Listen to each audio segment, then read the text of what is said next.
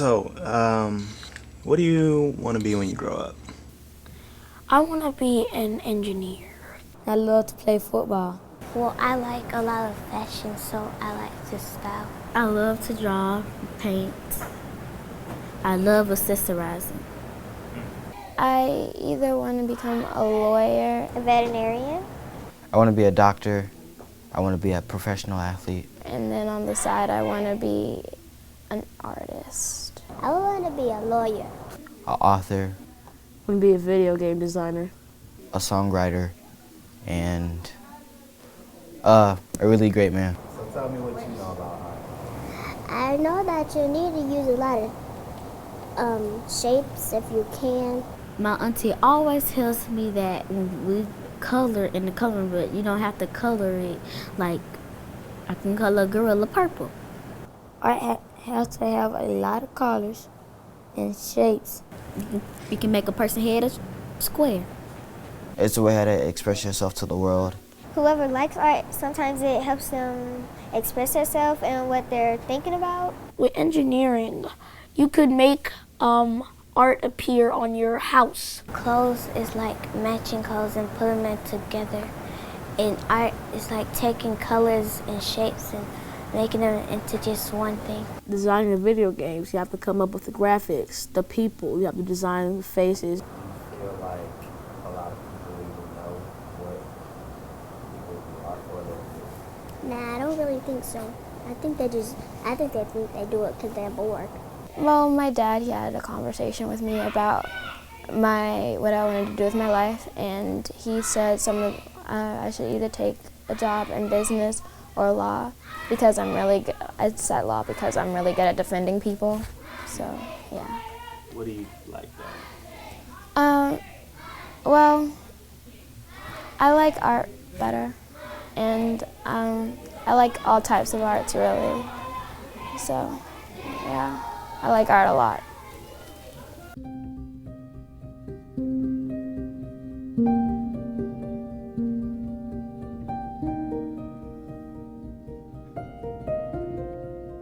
Without art, I would probably be skateboarding still full time, trying to go pro with some unrealistic dream. Without art, I'd probably be working a regular 9 to 5. That's what I have been doing for the past 10 years. Most likely working a blue-collar job. I would probably be somewhere in the medical field. Without art, I'd probably be a fucking lunatic. It's like the only way I can explore myself. Without art, I'd probably be a hobo. I would jump trains, see different cities, totally escape from the materialistic world. Without art, I'd probably be. I don't even know. Honestly, I've been doing artwork since I was 4 years old. I don't know where I'd be. I wouldn't really be able to cope with reality. Or selling drugs, honestly. I wasn't gonna go to college, so art really did save my life. I hate to say it, it sounds so cliche, but that's really what it is, though. Growing up, art for me was the one thing I was really good at, and I was better than everybody else that I knew. So it gave me a little level of prestige, and it made people like me. It made girls like me. Art for me at first was more so a hobby because I had been drawing ever since I was like 18 months. So it was always something I knew I could do, but it was just something I did when I was really bored. I never really took forward. My first goal really was to be a rapper. Art for me was definitely my escape when I was growing up. It was my chance to create another world and sort of just escape from the one I had or the one I was living. All my whole surroundings, everything I was dealing with at home or outside of home. You know, I think it's just something really cool about being an artist is being able to leave your mark and how you never really know how much what you do inspires people.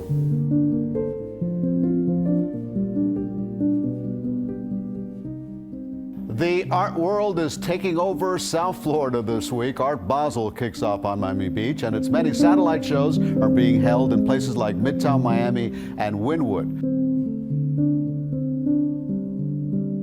So, what exactly is Art Basel, and why does it draw the biggest celebrities and the biggest names in the art world to our backyard every single year? CBS 4's Lisa Petrillo joins us live in Miami with everything you need to know about Art Basel, starting with the fact, Lisa, this is a global event.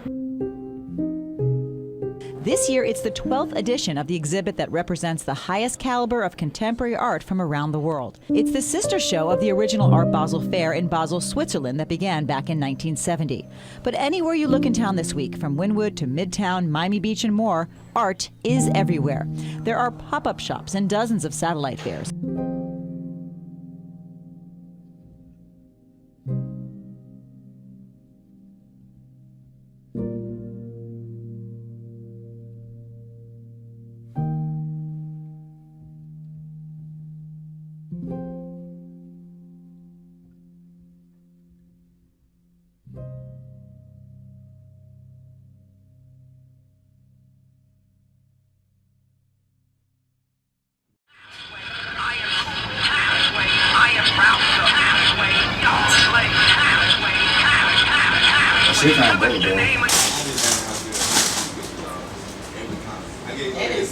I never really put a lot of attention on what, or focus on what art would do for me. I think, for me and, around about the 7th grade, I had an art crew. I had people around me who were into art. 2 other people, my homeboy Ryan and my homeboy Osman. And through that experience, like, art was just something for us to do. We knew we were special, that we could, that we could do it.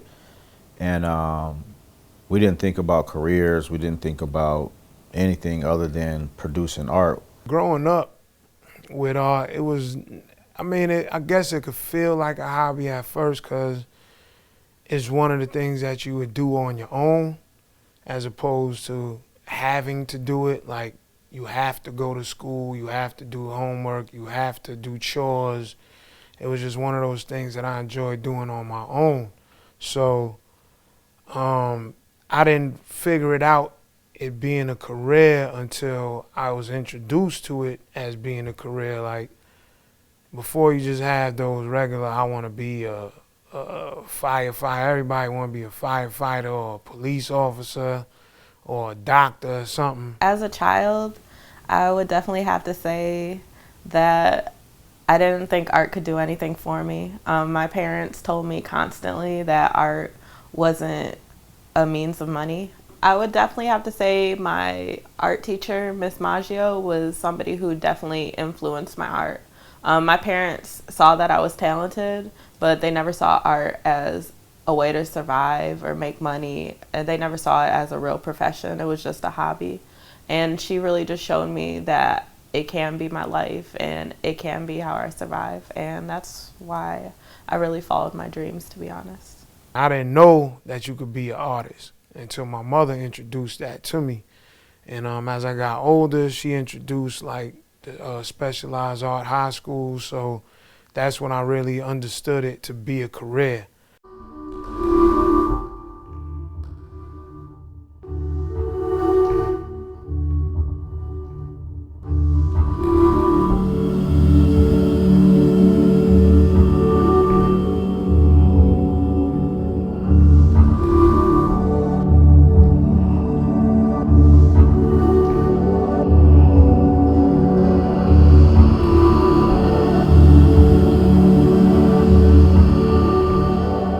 Traveling as an artist is pretty dope. You get to see the whatever the art scene is like in that city, how they get down and the styles that's running the city. I don't know. And then get to meet other artists in other places, man, it's pretty dope.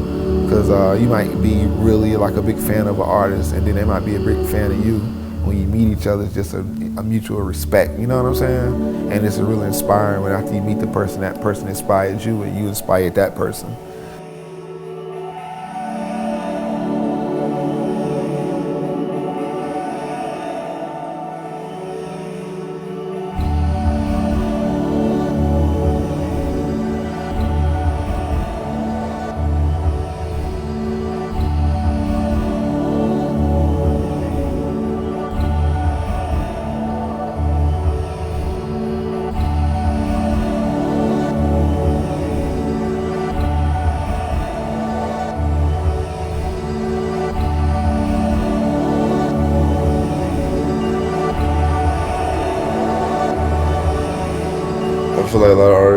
travel because I knew I knew everything, but you just have to see a lot of stuff. I mean, that's part of being an artist. Everything will inspire you on a certain level. So I feel like you need to see a lot of different things. And I'm glad I got to experience Art Basel, to see the different artists around the world, and just to see how like certain things work, you know. There's a lot of stuff you got to see behind the scenes before you try to attempt it. Traveling is like I could never express how much artists need to travel, or anybody in general. Just see everything you can. It's too much shit out here.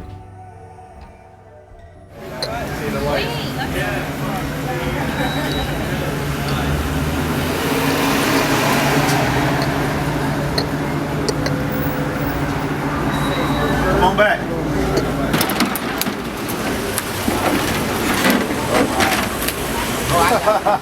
Wow.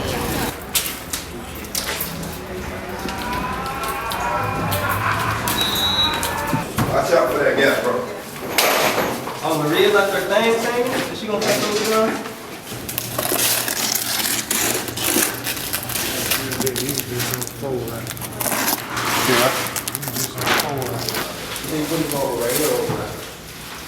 One here and then one right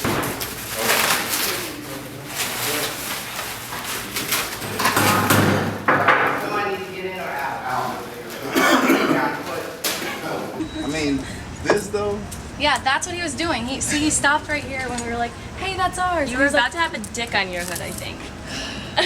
Yeah, that would have sucked. I'd have been so mad. That would have been awesome. It was crazy that it was that Like, perfect timing. okay, graffiti, all right, bro, Right? but a dick? Come on. That is a damn shame.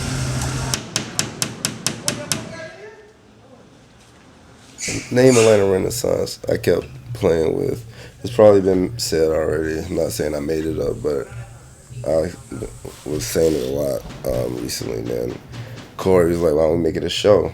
We was just gonna do a show with me, Maya, and Frank, and then we started thinking that it would be dope because the gallery space was so big that if we just brought all of our favorite artists in Atlanta, you know, to have the chance to be a part of Art Basel, which is like a really big deal for any artist. And so it was like the people we thought, we curated it to be the people that we thought, you know, were some of the strongest artists in Atlanta visually. Sorry, it's right. Somebody tagged our fucking U-Haul, yo. Fucking toy. Turn around, post and the lips just came right in my face. This shit ain't even doing nothing. No, actually. Just come on, just this little thing, I think we might have some better look, at least putting some sort of... The acetone? Yeah, something with It ain't even that tight. Terrible. This was last night. Dang, that's crazy. What we want? We want fakey kickflip. Who wants a fakey kickflip? They want a fakey kickflip.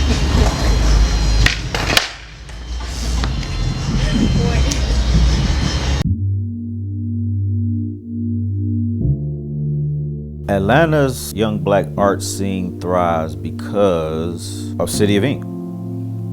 City of Ink has been a staple in the artistic community since day one. Prior to any City of Ink, there wasn't a consistent array of art shows catered to and dedicated to the person who couldn't get in the gallery, or the person who didn't have a hanging fee, or the person who may not even been dope enough to even really get into a gallery. It opened the doors to people who wanted to be exposed to art. I would also say that Art Beats and Lyrics was another brand that opened up that experience on a more commercial, larger scale level, where the pieces were larger, the event and the production was larger. Frank actually came up with the word Atlanta Renaissance, and like right around that same time, it was really weird. Like we got that Creative Loafing Award talking about we could spark a cultural renaissance. So it was just something like we really see happening. So we figured it'd be, you know, a good time to label it and put a brand on it and really show it to the world.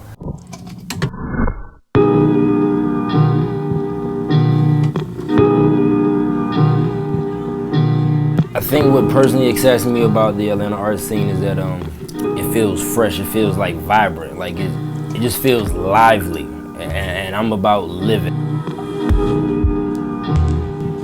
A lot of it's new, and I think like the interest in art has kind of peaked up recently with a lot of things that are going on in mainstream pop culture. So I feel like there's a lot of new eyes kind of on it. What excites me about the Atlanta art scene is that young spirit. Like, I don't know, you can see the art, you can see the styles, influences of each other, and it's just a mixture of stuff going on right now. I just love to see these young people more getting into art and trying to make a career out of it, making money out of it. I love that. That's the most exciting thing about it.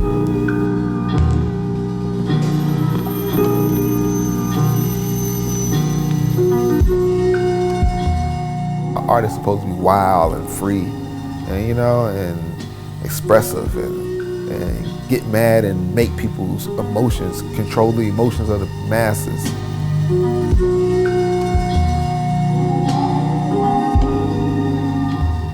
Being a black artist, or just being an artist in general, you really gotta grind. Like, if you want to achieve something, you gotta go for it. I believe in a secret, and just, like, you want something to happen and come, but you also have to take action. You can't just sit there and hope and be like, oh, I want to be famous or whatever your goal is, and you're not doing anything actively every day to work towards that. It's almost like a modern day Harlem Renaissance. You got rappers, musicians, artists. You got motherfuckers who just say they do shit. We all party together all the time. We have events. We are the people who are relevant right now in this renaissance. We are the young people doing stuff, or influencing. We are the influencers right now. But they still gotta learn how to, it's the generation of youngs, you gotta teach them how to buy art, And they can buy some sneakers and buy some stuff that costs some money, because these kids got some money out here. We need to kind of come up with a way. I was talking to Mr. Soul about that. He was like, we gotta come up with a way to teach them how to buy art. Luckily I got some paper frame paintings and it was a couple of $100, you know what I'm saying? So I'm just like, I'm glad I was smart enough to do it. Now I gotta come up with a way that I can kind of teach young people to purchase art, because the art shows are dope, but it don't have to be a party all the time. It's about showing up and purchasing, buying some art. That's the only thing about the Atlanta art scene that I don't like right now is, most of the people who buy my art don't live here. They coming from other places to buy my stuff.